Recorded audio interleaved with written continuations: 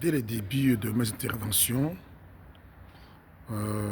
depuis le début de la guerre en Ukraine, même avant cette guerre-là, j'avais déjà fait des recherches, j'avais déjà compris sur la prophétie de l'Écriture, annoncée depuis le 16e siècle avant Jésus-Christ, à la bouche d'un prophète juif qui annonçait une coalition de pays que j'appelle personnellement bloc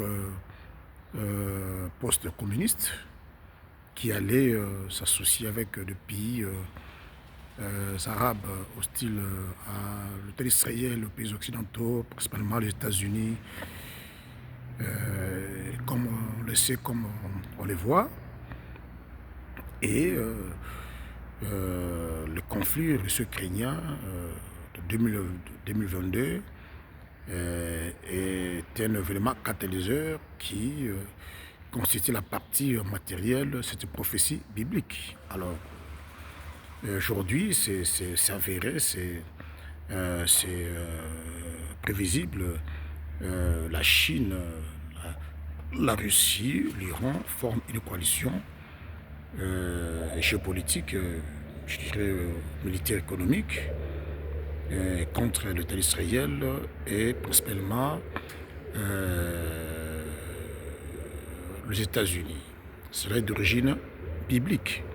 Alors je dis, par exemple, le sommet qui a eu lieu, le sommet sino-américain du 14 au 15 mai 2026, ce sommet avait eu lieu bien avant l'arrivée de Donald Trump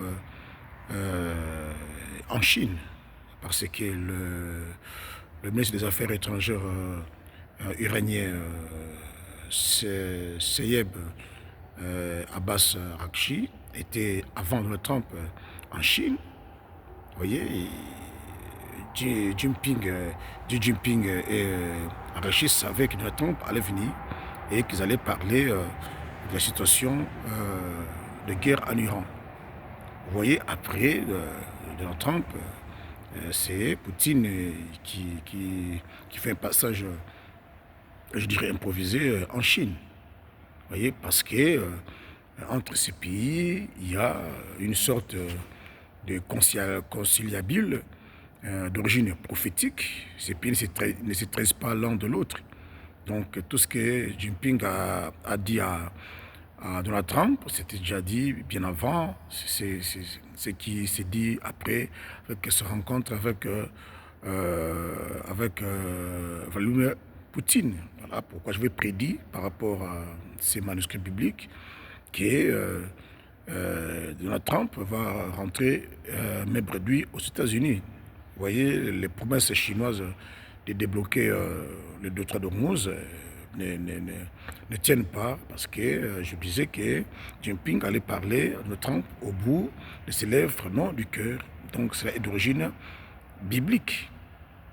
Vous voyez, donc le sommet avait eu lieu avant même que le sommet se matérialise. Donc le sommet entre Donald Trump et Jinping, c'était de la formalité. En réalité, c'était déjà passé avant et ça s'est passé après entre Jinping, Arakchi et Vladimir Poutine. Et donc, ils se moquent des États-Unis parce qu'ils ne peuvent pas se trahir l'un et l'autre, parce qu'ils ont une mission providentielle d'affaiblir les États-Unis. C'est ce que j'explique dans les documentaires qui sont encore à chantier, mes livres, dont les titres sont à deux: la genèse biblique des enjeux géopolitiques du conflit ukrainien entre 2014 et 2022, et la politique explosive au Moyen-Orient, dont le sous-titre est la politique antisémite de l'Iran d'origine biblique.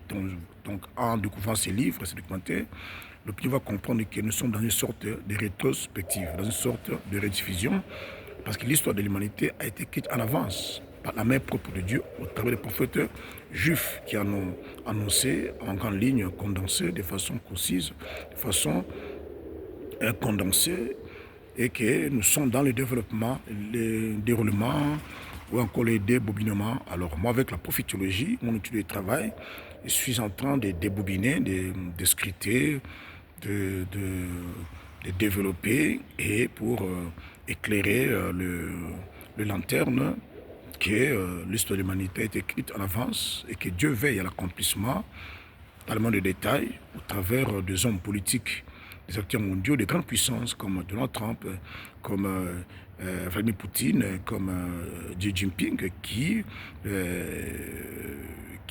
accomplissent inconsciemment des prophéties bibliques pour accomplir le plan divin qui est la restauration de l'humanité au stade initial. Donc, abonnez-vous massivement dans notre chaîne YouTube intitulée Bakour TV. Vous voyez, c'est nous permettre d'avoir assez d'espace,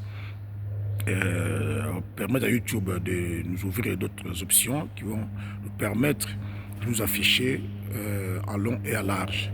Et je peux vous dire que je me prépare donc accompagner mes publications documentaires et de livres par des cours, parce que c'est une connaissance qui est très profonde, très verrouillée.